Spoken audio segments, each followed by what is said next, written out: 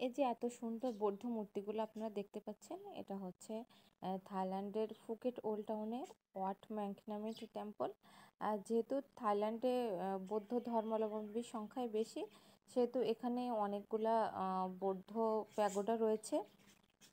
তো আজ আমরা এসেছি ওয়াট ম্যাংনামিট টেম্পলে। আমাদের আসতে আসতে দুপুর হয়ে গিয়েছিল। তো আমরা এখানে ভেতরে ঢুকে, এখানে 3-4টা ফ্লোর, তো সবগুলো ফ্লোরে এরকম ইয়ার গৌতম বুদ্ধের মূর্তিগুলা সাজানো রয়েছে। মানে তার এক এক রকমের অ্যাক্টিভিটিস এর মূর্তিগুলা, কোনোটা বসে আছে, কোনোটা শুয়ে আছে, কোনোটা দাঁড়িয়ে আছে। তো এখানে ঢোকার পরে মনে হচ্ছিল আমি কোনো একটা স্বর্ণখণ্ডিত, মানে বলতে গেলে একটা স্বর্গ মানে স্বর্ণের রাজ্যে চলে এসেছি। সবগুলোই গোল্ডেন কালারের ছিল। তো আমরা এক ফ্লোর শেষ করে আরও উপরের আরেক ফ্লোরে চলে এসেছি।